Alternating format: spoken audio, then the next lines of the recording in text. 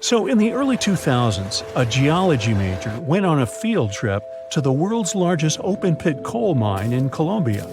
He picked up a piece of rock and noticed impressions of some prehistoric leaves on it.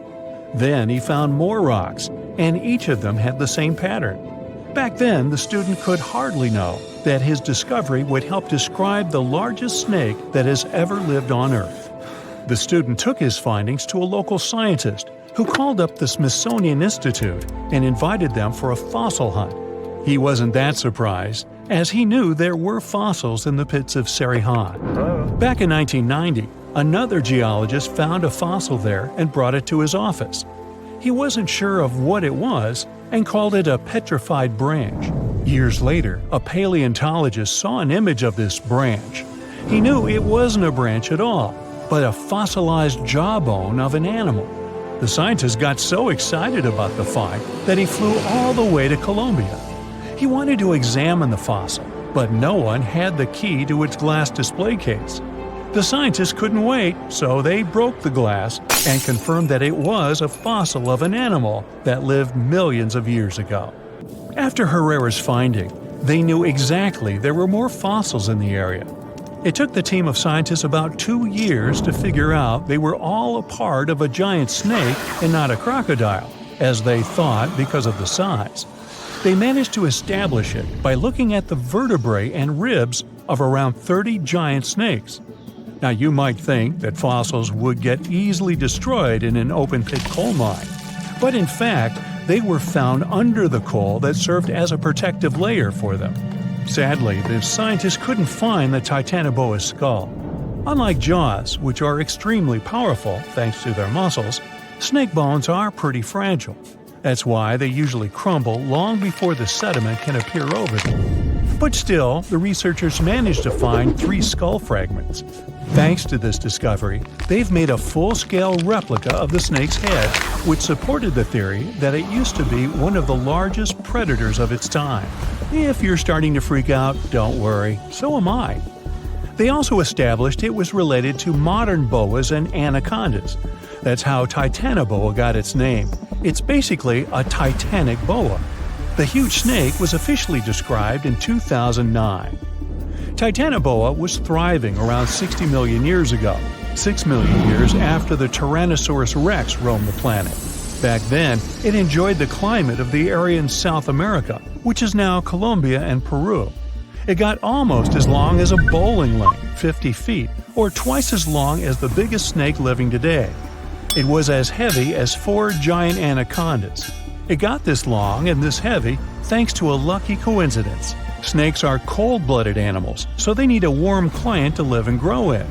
Northeastern Colombia was perfect. It was about 90 degrees Fahrenheit when Titanoboa was alive. Titanoboa wasn't that fast, especially on land, but it most likely spent much time in or near the water. Our hero could swim at a speed of up to 12 miles per hour. Like present-day snakes, it could wriggle around and change direction really quickly. Scientists still aren't sure if it could climb trees. Paleontologists believe that Titanoboa had brownish or grayish skin. It was the perfect color for the serpent to hide in the muddy rivers of the tropical rainforests. But then again, I don't see why it would have to hide from anyone, given its size.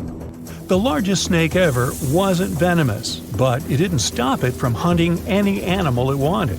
And although it could choose pretty much anything, its favorite meal was most likely fish. Whew. Scientists decided so based on the snake's palate and the number and type of its teeth. You can't recreate the giant's diet today, as all of those fish types are also extinct. When it wanted to spice up its menu, Titanoboa dined on other reptiles. It sneaked up on its prey and got them down with one quick strike. Its bite had a very special design. The structure of its jaws let Titanoboa clamp down on the body of its prey, so there was no escape. Titanoboa also had a mean set of thin and pointed teeth. They bent inwards in the snake's jaw like fishing hooks. This little feature helped Titanoboa get a grip on its prey and prevent the slightest chance of its running or swimming away. It could most likely easily swallow even large turtles and crocodiles. Now, all that sounds pretty scary, But we have nothing to worry about, as Titanoboas are long extinct, right? Well, technically, as the temperatures on Earth are going up, it's quite possible that snakes might also grow in size. They love heat more than anything, so they should feel comfortable here.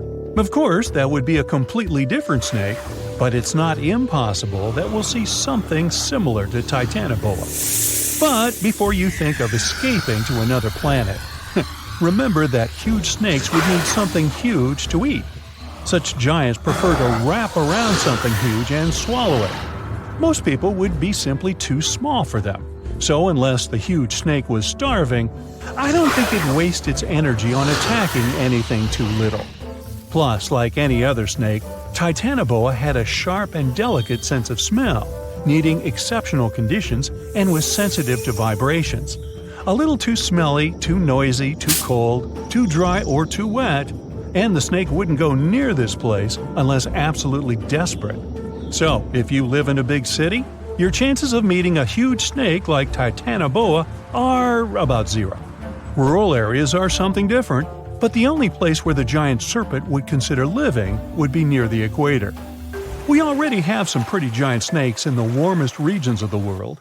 Amethystine python, or less poetically, scrub python, is a gentle giant. It's the largest snake in Papua New Guinea in Australia.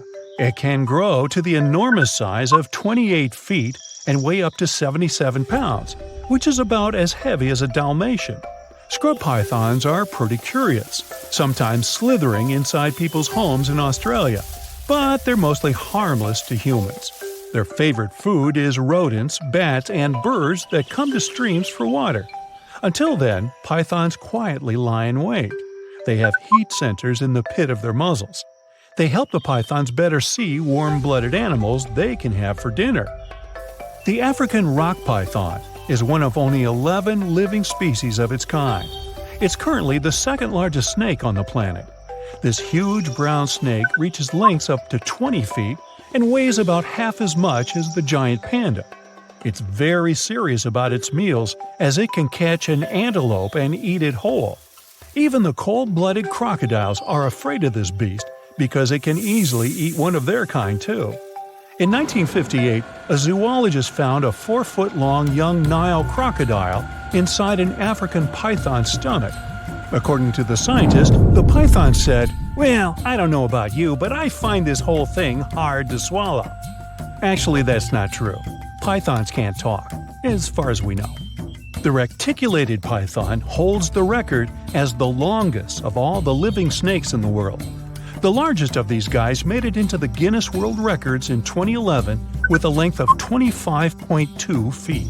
Its name is Medusa, and it lives in a zoo in Kansas City, Missouri. An adult reticulated python is large enough to swallow a human whole, or a whole human, either way. But these snakes are mostly quite peaceful and prefer to lie down without much movement. Although many pythons have dwarf forms that are much smaller than their full-grown cousins, reticulated pythons also have super dwarf forms. You can keep one of those as an 8-foot-long pet. Yes, it's considered a dwarf form, although it's longer than the average human is tall. You know, somehow I still don't find that comforting. Beneath the thick, shadowy canopy of a prehistoric rainforest, a silent hunter slides into the murky river waters. This is Titanoboa. Its size is horrifying, stretching over 40 feet long, which is about the length of a school bus, and weighing as much as a small car. It reigns as the largest snake ever known. This is around 60 million years ago. It's only been 6 million years since the dinosaurs were wiped out by an uninvited asteroid. Nature is slowly returning to life, the Paleocene epoch. Titanoboa's home is lush and sweltering. The air is very humid, like in a steam room, and the rivers are teeming with fish, perfect for a predator like this. Now that the dinosaurs are gone, Titanoboa becomes the queen of hunting. It's perfectly built for both power and stealth.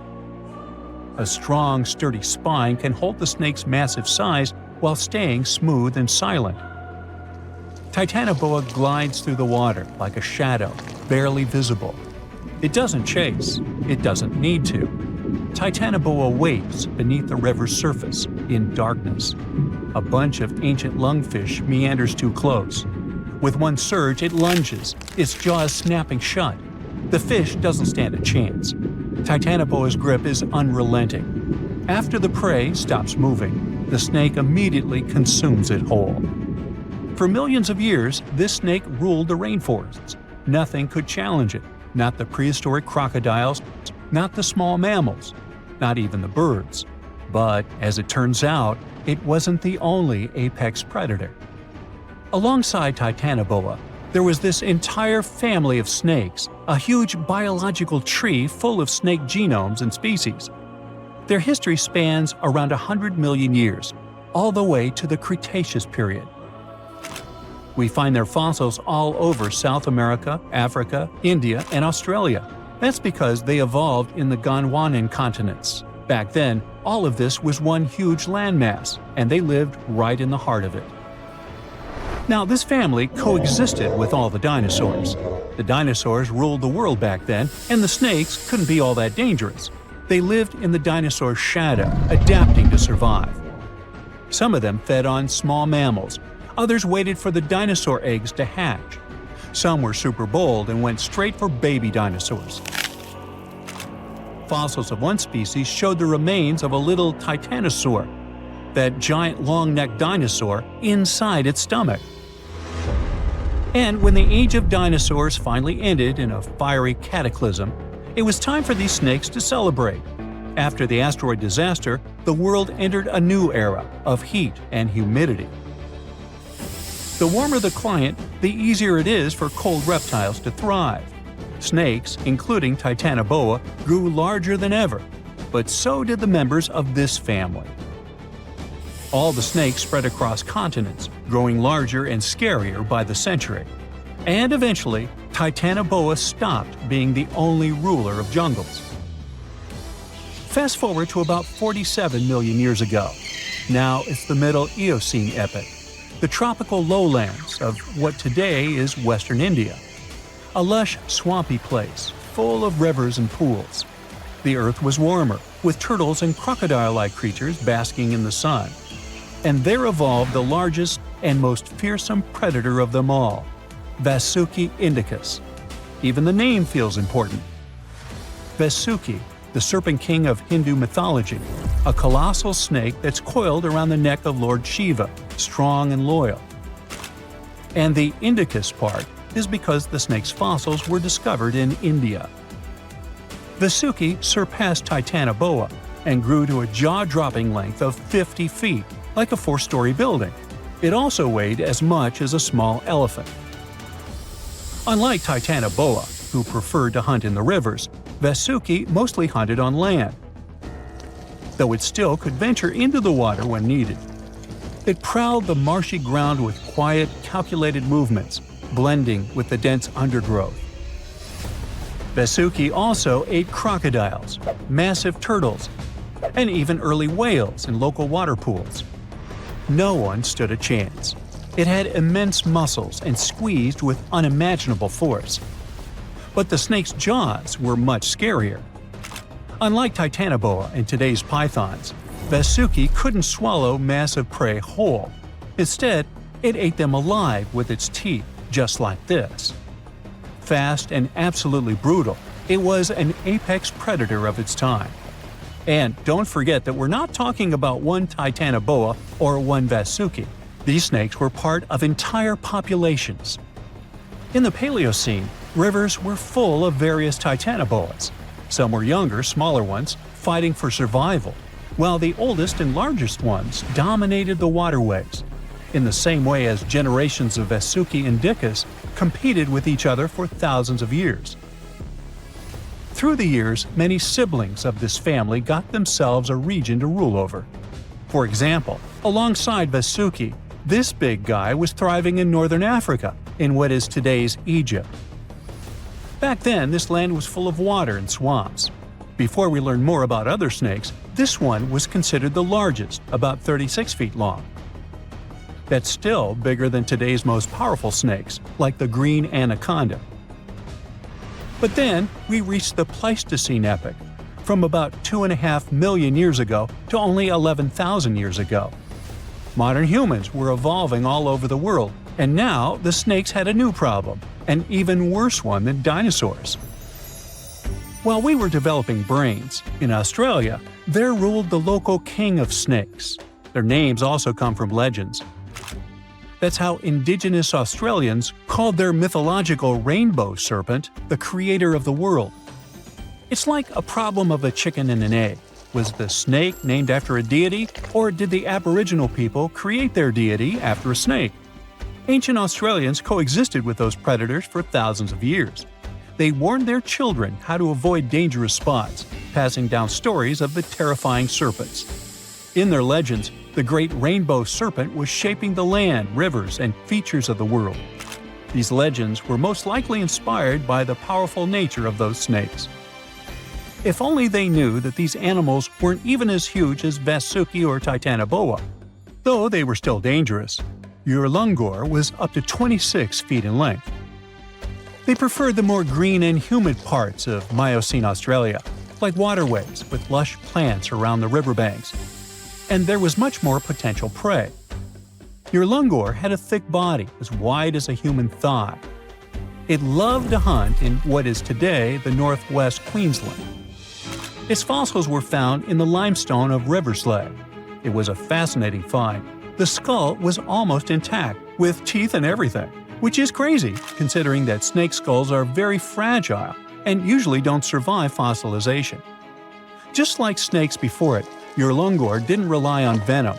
It was a constrictor, quick and powerful. But at least now these reptiles weren't as brutal. Their hugs quickly caused cardiac arrest in their prey. So the end came rather quickly.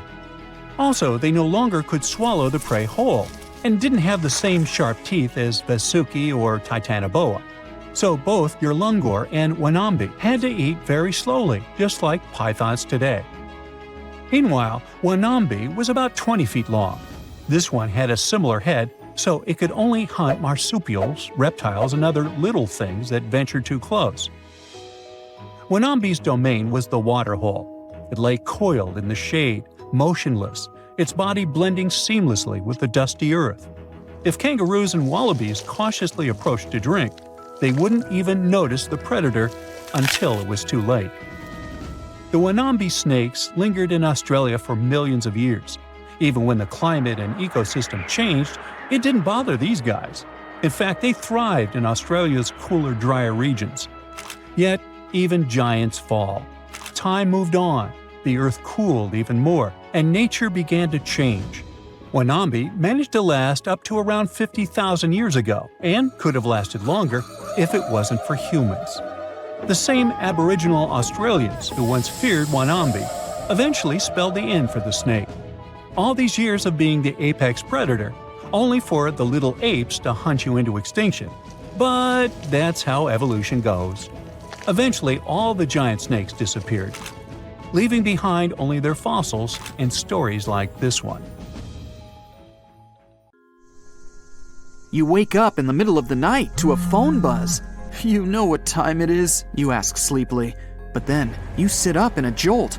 Get your stuff and go outside. They'll come fetch you in 10 minutes, says a male voice on the other end. You step out of your house and watch as a small helicopter descends on your lawn.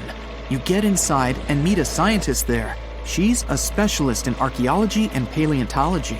As the helicopter takes off, she tells you that something terrible happened on one of the islands in South America, and you're flying directly there, right now. The whole operation is secret, so you're asked to give up your mobile phone. The helicopter flies far beyond the night city and lands at the airport. From there, you transfer to a plane and fly to the coast of South America. You land on a small island, and a guide ushers you to a jeep waiting nearby. For several hours, you and other scientists drive through the hot jungle. The road ends, and you continue your journey along a narrow path. You notice that the further you go, the quieter it gets. The birds don't sing, not even the leaves on the trees rustle. The jungle finally ends, and you find yourself on the coast. There are many tents with scientific equipment, people, and cars. Several people in black suits lead you toward some fallen trees. You end up in the middle of a large trench that leads to the ocean. The trench begins in the forest, right at the fallen trees. Judging by its size, a train could have passed here, but the truth is much scarier. After some research, you tell people the creature that left such a trace became extinct about 60 million years ago. The creature that uprooted so many trees is the largest snake that ever lived on Earth. You and the others must find out how this reptile managed to survive and where it is now. Titanoboa usually lived in tropical forests near swamps. Apparently, the island is its home, but now something has forced the snake to crawl away into the ocean. You carefully examine the trench, then the fallen trees, and declare the snake was not alone. It was fighting something as big as itself. Everyone looks at you in shock, and the next moment, a deafening roar comes from the water, breaking the ocean's surface like a monstrous dolphin. A mosasaurus emerges from the deep. A huge reptile that lived from 145 to 65 million years ago in almost all waters of the world. It looks a lot like a crocodile, has smooth, dark scales, a fin at the end of its tail, and flippers instead of legs. It measures 55 feet long, which is about the size of a 5-story building, and weighs like half a subway car. And this huge dinosaur is coursing the waters near the shore right now, in front of you. With its large fins, it creates waves that wash away several tents on the shore. People on the island scatter away in all directions. Several ships and yachts are capsized. People on lifeboats are hurrying to the shore. Mosasaurus was one of the most formidable predators, not only in the sea, but also on land during the Cretaceous period. No creature dared to attack this monster, so their population spread all over the world. It wasn't used to feeling like prey, but now it seems the dinosaur has met a worthy opponent. The Mosasaurus dives back into the water as if running away from something. A few hundred feet away, you notice a long, smooth body of the Titanoboa. It's stretched out to full length and is swimming after the Mosasaurus. The snake is 42 feet long. This is 1.5 times more than a rail car. The biggest snake on the planet comes to grips with the scariest underwater dinosaur, and you're standing witness. The Titanoboa wraps itself around the sea predator and drags it to the shore. With its flippers and fins adapted to the sea, the great dino will be at a disadvantage on land, but it has lungs, not gills. It needs air to breathe, so the fight continues. Both the snake and the lizard end up on the shore. You're watching them from behind the trees nearby. The snake squeezes its opponent hard and is winning, but the Mosasaurus manages to push the Titanoboa's head to the sand with its flipper. The snake lets the enemy go, and the Mosasaurus crawls back into the water because it's faster and more agile there than the snake. The Titanoboa slithers after its rival. The fight goes on underwater. The Mosasaurus manages to swim away from the shore and hide among the reefs and algae. Thanks to its dark scales, it's almost invisible there. The snake swims past, and the Mosasaurus jumps it from behind. Its powerful jaws are opening wide like a snake's. It clings to the opponent. The Titanoboa immediately reacts and wraps itself around the dinosaur. It bites the fin tail with its giant fangs. The two colossal animals are in a clinch now and don't know what to do next. The compressive force of the snake's grip is like the weight of the entire Brooklyn Bridge pressed onto a passenger car. The Mosasaurus is trapped, and it starts kicking and swinging its flippers. It begins to turn around its axis, wrapped by the snake. The rotation of two giant reptiles in the sea creates a huge funnel in the water. Whole schools of fish swimming around get trapped in there. The Titanoboa becomes dizzy from this merry-go-round. It loses concentration and opens its jaws. The lizard uses all its strength to break free, and the snake swims away from it. Now the dinosaur is chasing its opponent. The Titanoboa emerges from the water, not far from the shore. Helicopters fly around the island, recording the events. Yachts and small fishing boats sail to the site of the Battle of the Titans. The Titanoboa crawls out of the water and is about to disappear into the jungle, but the Mosasaurus grabs it at the last moment. There are 2 rows of teeth in its upper jaw. One of them is located closer to the pharynx. This row allows the dinosaur to hold its prey while the prey resists. The duel continues on land. The trees around the two monsters shatter into splinters. The Titanoboa wraps itself around the enemy, opens its huge mouth, grabs the dinosaur's tail, and begins to slowly swallow it. The Mosasaurus realizes the great snake's strategy and begins to thrash around. The snake blocks its movements, so the dino digs into the sandy beach. After a short while, a large pit appears beneath the monsters. The sand gets into the snake's eyes, and it lets go of the opponent. The Mosasaurus is again slowly crawling towards the water, and the Titanoboa is in no hurry to catch it. You can see the reptiles are tired. The Mosasaurus swims away from the shore and stares at the snake. From the shore, it looks like an enormous log. Two eyes the size of a football gaze intently at the snake. The Titanoboa lies in the sand and breathes heavily. Then, it stretches to its full length and looks back at the Mosasaurus. The snake's long body slowly bends, its muscles tense. The reptile is preparing to lunge. The dinosaur is slowly heading toward the shore. It growls and paddles with its flippers. Like a seal, it squelches through the shallow water towards the Titanoboa. The snake uncoils like a spring towards the enemy. At great speed, two predators collide with their heads. The hit is so strong, they lose their bearings and move away from each other. Now, each of them feels like a loser. The dinosaur slowly paddles into the water, and the snake returns to the jungle. The monsters are tired of fighting. There's no winner. You and the rest of the people stand with your mouths open in complete silence. You look around the island and notice trees with broken branches everywhere. In the depths of the island, you find a waterfall and huge wet stones. There are large scratches on many of them. Somehow, millions of years ago, lots of ancient reptiles managed to survive global disasters on this island. And now, there are only two left. You conclude that the Mosasaurus and the Titanoboa have been fighting each other for years. Soon, these reptiles will gain strength again and continue their eternal struggle. You decide to leave the island before that happens. No one expected such a strong storm. It's too dangerous to sail back to the land because of high waves and winds. But suddenly, you notice a small green island nearby. You and your friend are about 25 miles off the coast of Brazil. You were fishing and didn't notice black clouds obscuring the blue sky. You're approaching the unknown island and see a Coast Guard boat behind you. People from there are screaming something to you, but you can't make out the words because of the thunder. They tell us we should stay away from that island, your friend says. Despite the warning, you still sail since there's no other way out. Around the island, you notice sharp rocks sticking out of the water like knives in the dark. Now you realize what the Coast Guard warned about, but it's too late. Your boat hits a rock. The bottom is pierced. You start to sink. The rain and wind are getting stronger. Both of you fall overboard. Then darkness comes. You wake up in the morning because of the scorching sun and a dry mouth. Your friend and the wrecked boat are lying nearby. Apparently, you'll have to wait for rescuers to get out here. Now, in the light of day, you can see how dangerous the island's coast is. It's surrounded by rocks, and you're lucky you've survived. Getting out of here will be difficult.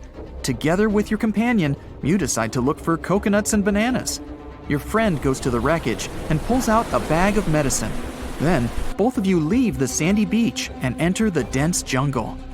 A couple of steps later, you hear a strange hiss. You see your friend. His eyes are filled with horror. Goosebumps run down your back. You feel something alive crawling under your feet, and there's a lot of it. You look down and notice slithering snakes. There are dozens of them.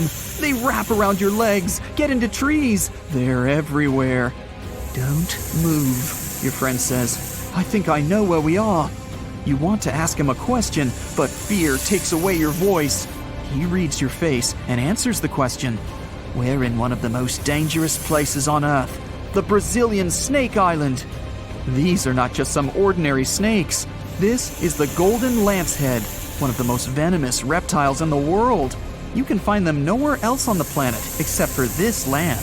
They evolved here naturally, without other snake species intervention. That made their venom 5 times stronger than the venom of ordinary vipers. They're practically the only owners of this island.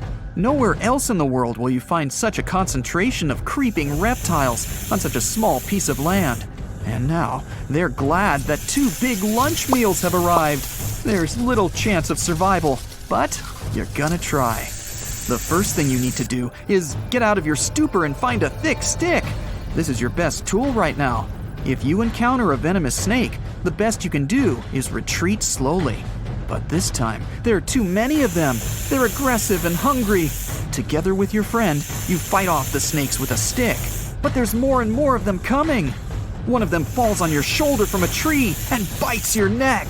The poison instantly enters your bloodstream and affects your muscles. It feels like your body is melting. It becomes difficult to move, and your neck swells. Your friend grabs you and carries you deep into the jungle. Here, among the trees, you notice an old lighthouse. Yeah, this building really stands out here. Once a year, the Coast Guard visits it. Your friend breaks down the door and puts you on the floor. You're afraid you won't be able to survive the bite. Fortunately, your friend is a doctor. He injects the necessary medicine and saves your life. You have a few minutes to rest before more danger arises. Your friend tells you that the unique snakes appeared here thousands of years ago. This island was part of Brazil for a long time. Then, massive floods separated it from the continent. This part of the land was cut off from the whole world, which helped the formation of a unique ecosystem inside. Vipers that lived here evolved into golden lanceheads. They quickly became the main masters of the island and destroyed all the other animals. But how did they manage to survive without food, cut off from the whole world? They did it thanks to nature and evolution. This island is a transit point for many birds. They stop here to rest during long flights. These birds become dinner for the snakes. Previously, a snake bite almost didn't harm the birds. They were frightened and flew away, leaving the snake without food. But over years of evolution, the island's owners have developed such a potent poison that one bite was enough for a bird to never take off again. There's also a legend that a pirate hid treasures here a long time ago. And, so that no one would ever find it, he brought snakes to guard his gold. Of course, there's no chest with coins here, but the island is attractive for modern pirates, even today. Golden lancehead snakes are an expensive commodity, so bad people often visit this place to hunt the reptiles. That's why the Coast Guard is always on duty around the island. People are forbidden to visit this place. And even if someone manages to get past the guards, they will have to face the rocks. Only biologists and scientists have permission to study the local fauna. A necessary condition for a visit is a doctor's presence in the team, so they can save people from the snake's poison. So we have pirates and hordes of poisonous snakes, but there's something else that makes the island even worse. At this moment, you hear rustling all over the building. Thousands of little paws are tapping on the walls and floor. You look around and see lots of giant cockroaches. Some of them are half the size of your palm. They crawl under your clothes. You and your friends scream in fear and run out of the lighthouse. Quickly, you reach the shore and fall into the water. It seems that not a single cockroach is left under your shirt. But that's not all. You hear a strange buzzing sound. You look around and see a dark cloud of flying beetles forming in the sky. It's locusts! Thousands of flying insects are heading in your direction. To avoid a collision, you dive under the water and wait for the cloud to pass by. You go up to the surface and move to the shore. Fortunately, there are almost no snakes here. You and your friend are afraid to approach the jungle and wait for several hours until rescuers arrive. You're nervously painting a pattern on the sand and make a promise that you'll never revisit this place. Finally, you see the lifeguard boat. You're trying to tell them you got here by accident. They believe you and evacuate you from the island. While you're sailing away, you think about what would happen if many poisonous snakes appeared in a village or a small town. It's difficult to imagine what kind of problems people would face. But in fact, there's no need to imagine anything. There is a place on the planet where locals live next to poisonous cobras, but it doesn't create any chaos. A human can live in peace and harmony with reptiles in that village. Welcome to Shetpal village in India. This place has a population of about 2,600. and it's located in the jungle. It's hot here. Locals are friendly and responsive. If you go into one of the houses, you'll see something that seems impossible. The king cobra, whose venom is one of the most dangerous in the world, calmly crawls around furniture and eats eggs and meat that people give. There's even a special corner for the reptile to relax from the scorching sun, drink water, and have a snack. People are happy about the cobra, as if it was a pet. In the village, cobras are everywhere. They come into houses and schools, crawl through the streets, and keep company during dinner. The locals consider them full-fledged residents. They adore them. The snakes are also used to people and don't see them as dangerous. The coolest thing is there has never been a tragic case in the village because of a poisonous bite. There's no other place in the world where cobras live in such harmony with people. You're strapped in a boat cruising down the Amazon River with the sun scorching hot. As you check out your map, your boat starts rocking back and forth. The water is starting to get more intense, so you hang on for dear life. You tuck your map in your pocket and try to take control of your boat. You strike some jagged rocks and duck low to avoid tree branches. Your boat strikes a large rock out of nowhere and capsizes. You're swimming in the murky green water. While you're trying your best to get ashore, your boat gets washed away. Underneath the water lies a whole new world of bizarre and dangerous animals. Candiru fish are snake-like creatures that can grow up to 16 inches long. Arapimus can weigh more than an adult male and are taller than most basketball players. They're the biggest freshwater fish in South America. They have a hybrid gill system that forces them to pop up to the surface every 5 to 15 minutes to breathe in oxygen for their large swim bladder. You swim out of the raging water and dry yourself off. Oh no, your map is completely soaked. There's no way you can get to your destination without it. You venture into the thick rainforest, shoving the branches and leaves away. As you get deeper, you notice something on a tree. It's barely moving, but it's got sharp claws and a raggedy coat. It stretches its arm to another branch and tries to pull itself up, ever so slowly. Sloths sleep more than half their days and only head down from trees once a week. They're so motionless, they sometimes grow algae and moss on their fur. The rainforest gets denser with each step until there's barely any sunlight illuminating the path in front of you. You notice a figure following you. With every branch you step on, you can hear a faint sound right next to you creeping around. You start walking a bit faster, and the sound catches up with you. You make it out of the dense part and tread along a narrow path until you reach a cliff. You can't walk normally here, so you pin against the wall and walk sideways to cross the hills. You slowly move across with the river 30 feet below you. You move your right foot, and some rocks fall into the river. You keep going and misstep. You're about to fall, but you hold on to a large tree branch and pull yourself up. You notice a couple of colorful poison frogs inches away from your fingers.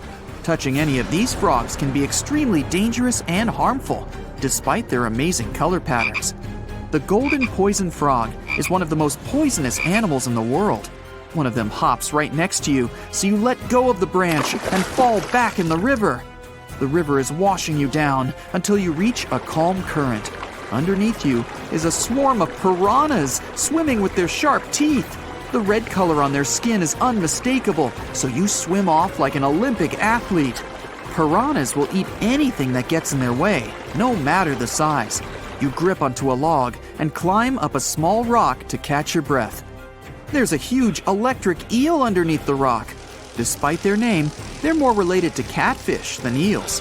They use their powerful 600 volts of electricity to defend themselves and catch food. You're stuck, unless you're like the common basilisk that can run on the water like a jet ski. These incredible lizards have special webbing on their toes and can run the distance of a basketball court. You hop on a bunch of rocks until you reach the land. You continue walking along the riverbank until you come across a moving rock. You rub your eyes and see it moving again. It's a dinosaur-looking turtle that resembles a crocodile with armor. The mata mata is a freshwater turtle that disguises itself with its surroundings to catch prey. Their heads stretch longer than their bodies. You shimmy your way past it and continue. You head back into the rainforest and find a spot to rest. Wait, there are giant ants everywhere! They're the biggest ants in the world and can produce one of the most painful stings out there, even comparable to a wasp's sting. You immediately get up and find another place to rest. As you continue walking along, you notice the same feeling of something following you. You can hear some leaves rustling, but it's getting dark and there's no way of telling. You find a nice little spot to build a campfire and catch some Z's. But in the Amazon, everything is a threat, except for those cute capybaras wandering around. They live in groups next to water sources. They're also the biggest rodents in the world. You don't need to worry about them if you're stuck in the middle of the Amazon rainforest. Suddenly, you feel something slithering up next to you. You look down and see a massive green anaconda just about to constrict you. They are the heaviest snakes in the world and can grow up to 20 feet long and have a huge appetite. You get up and sprint your way out of there. All right, you found a decent cave to crash in. It's daytime again, and you're still alive. You continue walking along the rainforest. You were able to find some breakfast to boost your energy for the rest of the day. You spot something on a tree that looks like a branch, but it's actually a potu, a master of disguise that can spend days motionless on broken tree branches. These bizarre birds use those branches as their permanent home, where they lay their eggs and chill all day. You continue your way through the rainforest and see a Brazilian wandering spider crawling on a tree branch right in front of you. 8 of these species can be found in the Amazon area. They are some of the most aggressive and venomous spiders out there. So, you make a big detour and walk away from it. You feel someone walking next to you again, but you still can't figure out what it is. You see a steep cliff with a waterfall hitting a large lake ahead of you. Looks peaceful, until you see a team of black caimans gathering around the shore. They're the biggest predators in the whole Amazon ecosystem and feed on anything that moves. It's a good thing you're on high ground, otherwise, whoa! You slip and fall down the river, right on the deep end. So far, no caiman spotted you. You swim underwater and try to get to the opposite end of where the reptiles are. As you climb out and dry yourself off, you notice some large black spots on you. You try pulling them off, but they've latched on pretty hard. The Amazon giant leech finds its target by tracking movement and shadow. Once they attach themselves to the skin, it's extremely difficult to extract them. The best way to do so is to slide your finger next to its mouth and pull it off slowly. Ugh. You manage to get them off your body and see that the caimans are swimming towards you. You're pinned to the wall with the lake of hungry reptiles approaching. Suddenly, a pink dolphin jumps out of the water and splashes all over them. They can grow larger than humans and are the celebrities of the Amazon. Scientists think they get their color from the blood capillaries on their skin. The Amazon even has bull sharks swimming around. These carnivorous giant fish are threatening to humans and can swim in both saltwater and freshwater. These sharks prey on anything within their reach, including other sharks. The dolphin distracted the caimans, so you climb up the cliff and try to find the best way to escape. Opened jaws waiting for you to fall into the pit are right below you. You're lucky enough to escape to the top, but as your arms pull you up, the first thing that you see is a jaguar looking straight at you. It's the creature that's been following you this whole time. You get up while it starts circling you, timing its strike. You know that you can't take on a jaguar, nor can you outrun it, so you grab a large tree branch from the ground to defend yourself. It jumps at you, but you duck down in time. The jaguar lands in the water far away from the caiman crocs. It's a good thing these large kitties are excellent swimmers. You pick yourself up and continue. And to your surprise, you find your boat again. You fix it up and sail your way out of the Amazon. Whew! Warning, monster ahead. Not the best thing to see written on an old wooden sign at an entrance to a rainforest you just ran into. You're a professional treasure hunter and wildlife explorer. Right now, you're being chased by some mean-looking poachers, but those guys are amateurs. You dart left, hide, then run again. Works every time. Why were those guys shouting so much? Back to business. For several years now, you've been on a quest for a pirate's chest. Inside, a 300-year-old royal medallion. And according to this old map, the chest is somewhere here, in this jungle. Chirping birds, hungry bugs, screaming monkeys, hopefully nothing too hungry. You walk to the river and freeze. Suddenly, total silence. Not a single sound anywhere except the river. Right then, the silence is broken. Something's definitely sneaking up behind you. You turn around and see a long, thick snake's body. You raise your head slowly. 2 huge fangs are hanging out right above your eyes, and a long forked tongue is gently licking your nose. On the other end of the tongue is a deep, dark mouth. Looks like a black hole. You'd fit in there no problem. You take a step back and stumble over a rock. You fall. That's the last thing you remember. Then, darkness. Looks like you'll be out for a while. Time to find out what monster you just met. Meet Titanoboa, the largest snake that ever lived on Earth and the largest land vertebrate after the dinosaurs. It's 42 feet long. That's like 7 adults, or more than half a subway car. And it could weigh up to 1.5 tons. All modern pythons and anacondas are descendants of this ancient reptile that lived 60 million years ago. Except for this one, apparently. This snake isn't venomous, but it uses its long fangs to grab food. And its jaw is built for business. Imagine an empty car being crushed by the Brooklyn Bridge. That's what it feels like to be a Titanoboa's afternoon snack. Back to you. The Titanoboa was about to take a closer look at you, but you fell and passed out. The huge snake wasn't expecting its lunch to be quite so willing. It sniffs your body, looks it up and down. You're not a threat, so it doesn't need to squeeze you before... The snake opens its wide mouth and begins to swallow. Snakes have a special jaw, divided into several parts.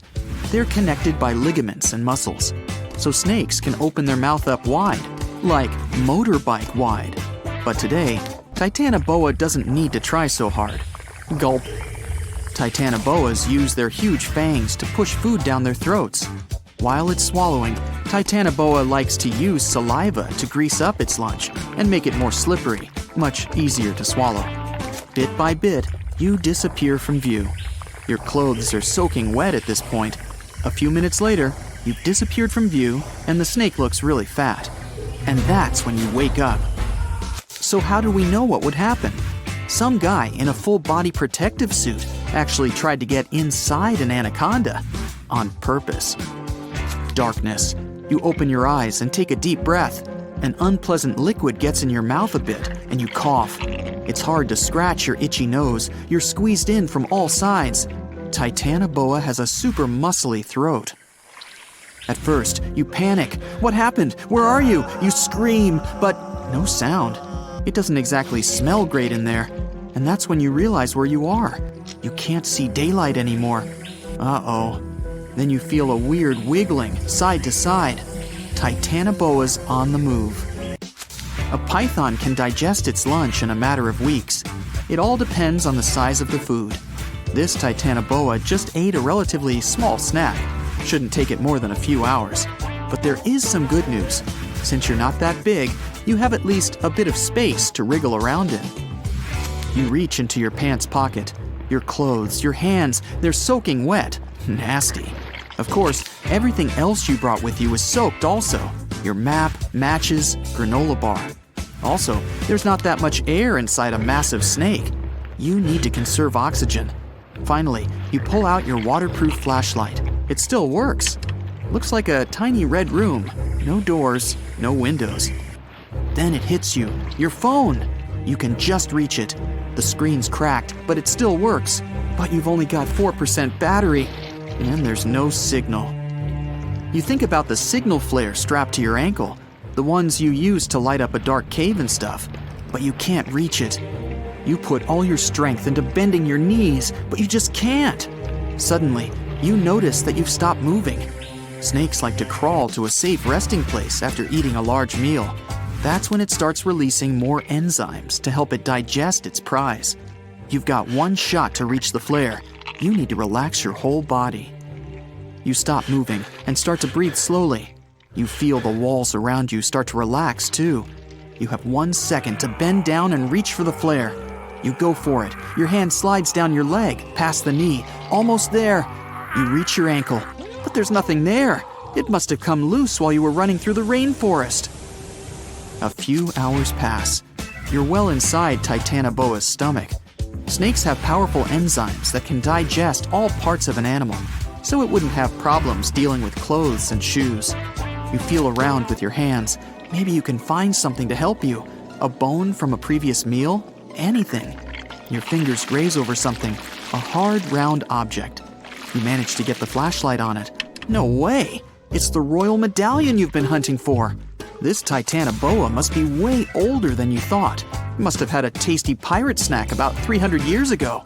How did this snake survive so long? Good diet? Plenty of exercise? There's no chance of escape. You decide to write a final message on your phone. Maybe someone will find it after this whole thing is over. You write that you love your family and have lived a happy life full of adventures. You start to cry, not out of sadness, well, a little bit, but mostly because the enzymes are stinging your eyes. It's done. You put your phone back in your pocket and clutch the medallion tight. You found it! How awesome are you right now? You close your eyes and start feeling kinda sleepy. Then your phone buzzes. Someone sent you a text. That means you finally got a signal. You call for help and tell them you've been swallowed by a huge snake. You're saved, but they don't believe you and hang up. Just another prankster. You call back, but your battery's done for. A moment later, the snake begins to move again. You hear strange noises coming from outside. What's going on? You can feel the snake's muscles tense up, like it's getting ready to make a dash for it. A few seconds pass, and then the snake suddenly relaxes. You hear human voices. You try to shout, but you're inside a snake. So wham! A human hand grabs your head. Another hand grabs you by the shoulder and starts to pull. Someone came for you. You pass through the throat, and after a couple of minutes, the darkness disappears and sunlight hits your eyes. You're saved. Why did you run away from us? We were trying to warn you. Whoa, that guy looks real familiar. Oh, it's that guy who was chasing you earlier. Turns out he wasn't a poacher. He was a local guide.